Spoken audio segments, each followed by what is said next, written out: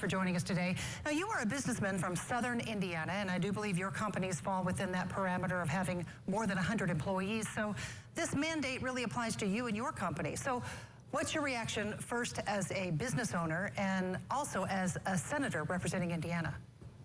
So it's an interesting question. Shelley, I've never had so many phone calls, texts, emails on a subject because here in Indiana, I'm visit so many businesses as part of my time when I'm back home, and we've been doing that for the last month or so. When I heard about it yesterday, it really was kind of ringing off the hook.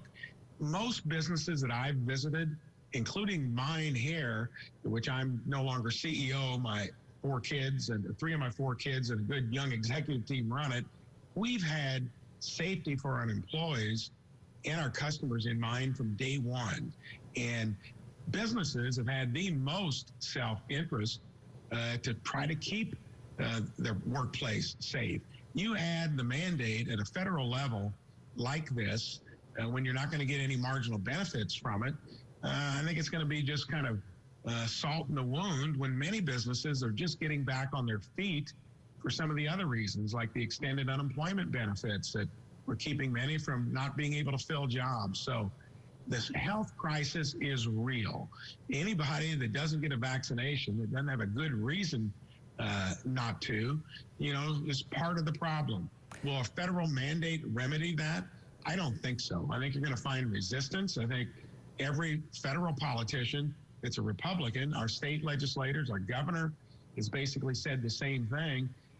It's a problem. Let us fix it at the local and state government level.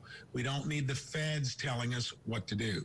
Understandable. I mean, we have there's been a lot of incentives out there. There's been a lot of cajoling and trying to get a lot of politicians coming out and saying this, but the fact is that it just isn't really doing the job. The last numbers I've seen show about 640,000 Americans died from COVID-19, and that includes 14,000 Hoosiers.